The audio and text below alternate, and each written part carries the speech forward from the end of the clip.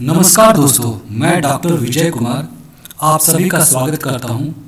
आज के अपने इस वीडियो में आज के लेक्चर का टॉपिक है forces changing gene and genotypic frequencies part 2। दोस्तों, जैसा कि आप सभी को मालूम है कि मेरे जितने भी वीडियो होते हैं वह इंग्लिश और हिंदी दोनों लैंग्वेज वर्जन में अवेलेबल है। आप मेरे चैनल पर आकर या मेरे वीडियो के डिस्क्रिप्शन सेक्शन पर आकर उससे रिलेटेड हिंदी या इंग्लिश वर्जन के वीडियो को एक्सेस कर सकते हैं। मैंने अपने इससे पहले की वीडियो में इवोल्यूशनरी फोर्सेस पार्ट 1 में सिलेक्शन को डिस्कस किया था कि सिलेक्शन किस तरीके से जीन एंड जीनोटाइपिक फ्रीक्वेंसीज को चेंज करता है। आज के इस वीडियो में इवोल्यूशनरी फोर्सेस पार्ट 2 में हम देखेंगे कि माइग्रेशन, म्यूटेशन, जेनेटिक ड्रिफ्ट, ये 3 इवोल्यूशनरी फोर्सेस किस तरीके से जीन और जीनोटाइपिक फ्रीक्वेंसीज को चेंज करते हैं। जेनेटिक स्ट्रक्चर पॉपुलेशन के जेनेटिक स्ट्रक्चर को किस तरीके से ये इन्फ्लुएंस करते हैं, इस बारे में हम इस वीडियो में डिस्कस करेंगे। सबसे पहले माइग्रेशन को देखते हैं। माइग्रेशन का तात्पर्य है, माइग्रेशन कहने का अर्थ है कि कुछ एनिमल आपके एक पार्टिकुलर पॉपुलेशन से निकलकर किसी दूसरे पॉपुलेशन में मिक्स हो जाएंगे, तो इस प्रक्रिया को हम माइग्रेशन कहते हैं। Migration means transfer of animals from one herd to another. The animals are migrated through purchase और under exchange trade system. Generally migration जो होता है किसी एक हर्ड में दूसरी जगह से एनिमल को परचेज करके लाया जाता है, कुछ अच्छे एनिमल्स को लाया जाता है, या फिर कुछ एक्सचेंज ट्रेड सिस्टम में भी कुछ अपने यहाँ के एनिमल को दूसरे फार्म पे या दूसरे हर्ड में देकर वहाँ से कुछ एनिमल्स को अपने हर्ड में इंक्लूड किया जाता है। तो इस तरीके से जनरली माइग्रेशन होते रहते हैं। The technique of AI has speeded the process of migration without migrating the animals. यह जो प्रोसेस AI का है, आर्टिफिशियल इंसेमिनेशन का जो टेक्निक है, इसके थ्रू जो एनिमल्स का जो माइग्रेशन है, जर्म प्लाज्म का जो माइग्रेशन है, वो बहुत फास्ट हो गया है। क्योंकि इस टेक्निक के अंदर हमें पूरे एनिमल को एक जगह से दूसरी जगह ले जाने की ज़रूरत नहीं है। सिर्फ जो सीमेन स्ट्रॉ होते हैं वह बड़े छोटे साइज के होते हैं और उससे बड़ी आसानी से एक कंट्री से दूसरी कंट्री में आप बड़ी आसानी से ट्रांसफ़र कर सकते हैं। तो इस तरीके से जो माइग्रेशन है, जर्म प्लाज्म का माइग्रेशन है, वह काफ़ी इजी हो गया और बहुत ही फास्ट हो चुका है आज के समय में। और माइग्रेशन के अंतर्गत एक पॉपुलेशन से एनिमल्स दूसरी पॉपुलेशन में जाकर मिलते हैं, तो दोनों पॉपुलेशन की जो जेनेटिक स्ट्रक्चर होगी वो डेफिनेटली डिफरेंट होगी। तो जो पॉपुलेशन से कुछ इंडिविजुअल्स दूसरे पॉपुलेशन में जाकर मिलते हैं, तो वह जो जेनेटिक स्ट्रक्चर पॉपुलेशन का जो ओरिजिनल पॉपुलेशन है उसमें जब जाकर कुछ इंडिविजुअल्स मिलेंगे तो डेफिनेटली उसका जो जेनेटिक स्ट्रक्चर है वह चेंज होगा। तो इस तरीके से माइग्रेशन की वजह से जनरली जेनेटिक स्ट्रक्चर जो पॉपुलेशन का होता है, जीन फ्रीक्वेंसी, जीनोटाइपिक फ्रीक्वेंसीज, ये सभी चेंज होते हैं। जो दूसरा फोर्स है वह है mutation. Mutation refers to as a sudden and permanent alteration in a gene giving rise to a new allelic state of that gene।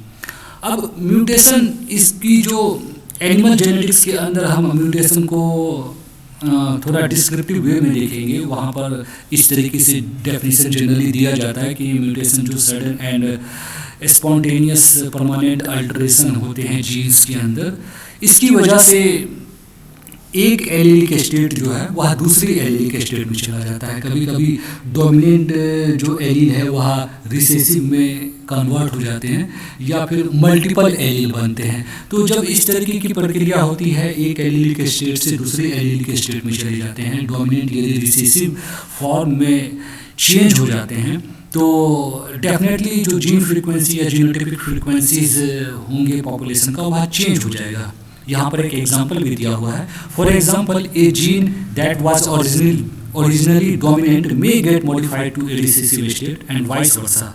आपके जो डोमिनेंट एलील है वह रिसेसिव में चेंज हो सकता है, या फिर रिसेसिव एलील है वह म्यूटेट होकर डोमिनेंट भी बन सकता है। तो जब आपके नंबर डोमिनेंट और रिसेसिव एलील के चेंज होंगे तो डेफिनेटली जो फ्रीक्वेंसीज पी और क्यू का वैल्यू है वह चेंज हो जाएगा। जो तीसरा फोर्स है वह है जेनेटिक ड्रिफ्ट, या फिर हम इसे रैंडम ड्रिफ्ट के भी नाम से जानते हैं।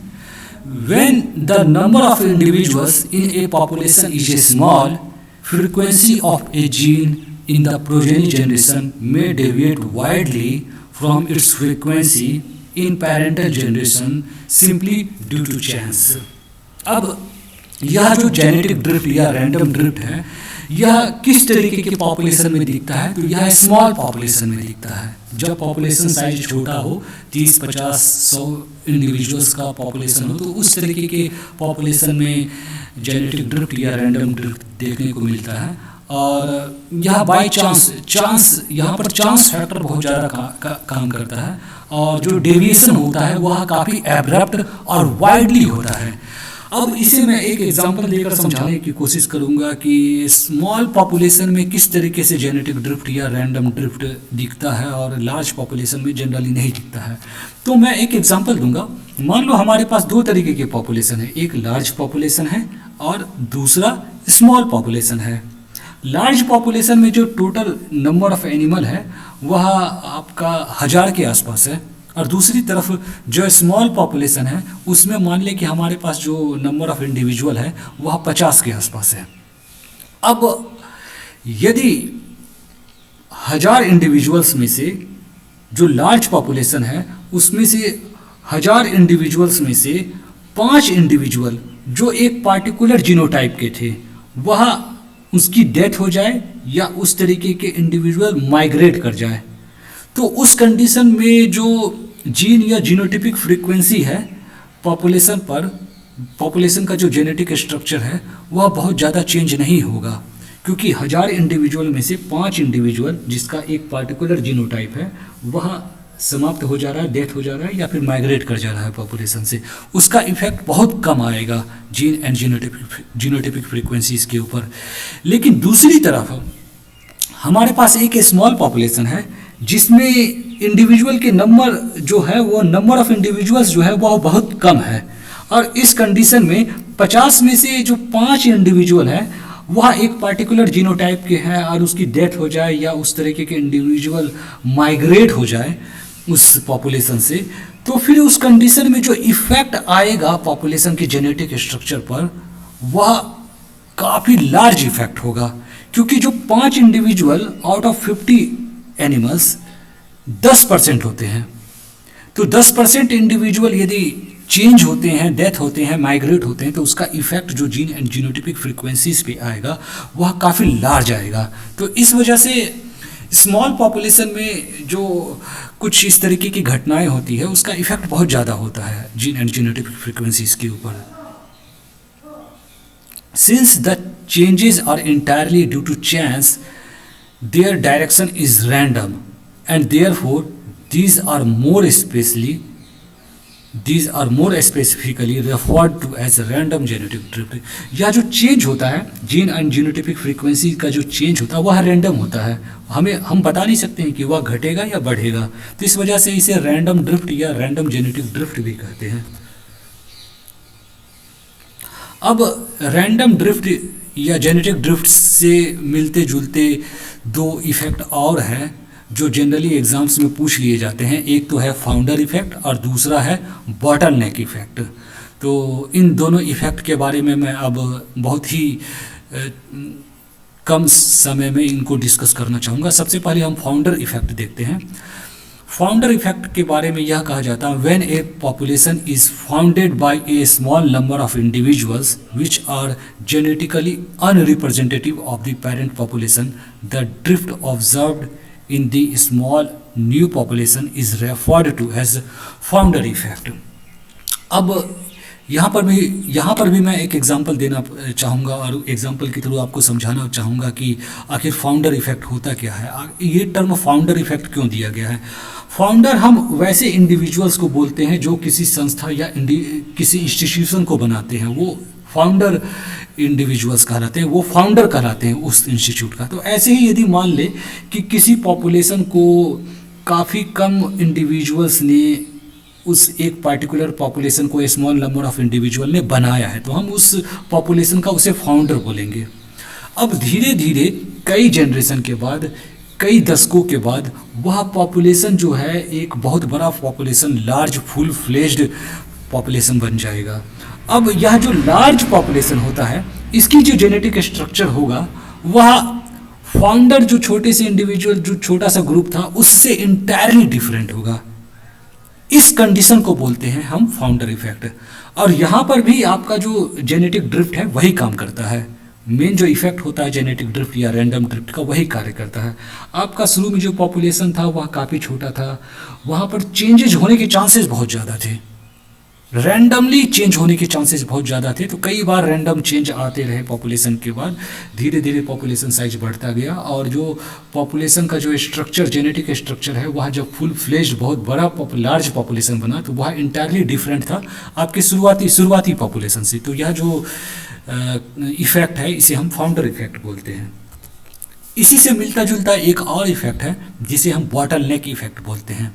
The bottleneck effect occurs when there is disaster of some sort that reduce a population to a small population. New population rarely represent the actual genetic makeup of initial population. अब यहाँ पर क्या होता है, इस कंडीशन में कोई एक पॉपुलेशन है, एक लार्ज पॉपुलेशन है, और कोई ऐसी ट्रेजेडी हुई, कुछ फ्लड आया, अर्थक्वेक आया, या मास लेवल पर डेथ हुई इंडिविजुअल्स की पॉपुलेशन के अंदर, तो उस कंडीशन में एक लार्ज पॉपुलेशन एक स्मॉल पॉपुलेशन में कन्वर्ट हो गया। अब ये स्मॉल पॉपुलेशन धीरे धीरे धीरे धीरे समय के साथ अपनी संख्या को बढ़ाएगा और लार्ज पॉपुलेशन में फिर से चेंज होगा, फिर से वह अपने आप को एस्टेब्लिश करेगा। तो इस कंडीशन में जो लार्ज पॉपुलेशन बनेगा उसका जो जेनेटिक मेकअप है वह एक्चुअल जो इनिशियल पॉपुलेशन था उससे इंटायरली डिफरेंट होगा। अब क्यों डिफरेंट होगा? इस वजह से डिफरेंट होगा क्योंकि बीच में एक स्टेज बना जहाँ पर स्मॉल पॉपुलेशन आ गया, और हम जानते हैं कि स्मॉल पॉपुलेशन के अंदर रैंडम जेनेटिक ड्रिफ्ट की घटनाएं बहुत ज़्यादा होती है। तो इस वजह से जो नया पॉपुलेशन उस स्मॉल नंबर ऑफ इंडिविजुअल से बना वह इंटायरली डिफरेंट होगा। तो इसे हम बोलते हैं बॉटलनेक इफेक्ट। यह भी आपके जो हमने अभी डिस्कस किया,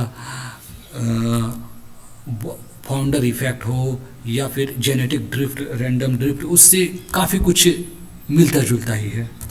तो दोस्तों, आज के इस लेक्चर को यहीं पर समाप्त करना चाहूँगा, और इवोल्यूशनरी फोर्सेस या forces changing genetic structure of population उसे मैं यहाँ पर फिनिश कर रहा हूँ। आगे के लेक्चर में, नेक्स्ट लेक्चर में एक नए टॉपिक के साथ आपके साथ फिर से कुछ डिस्कशन करूँगा। Thanks for watching my video.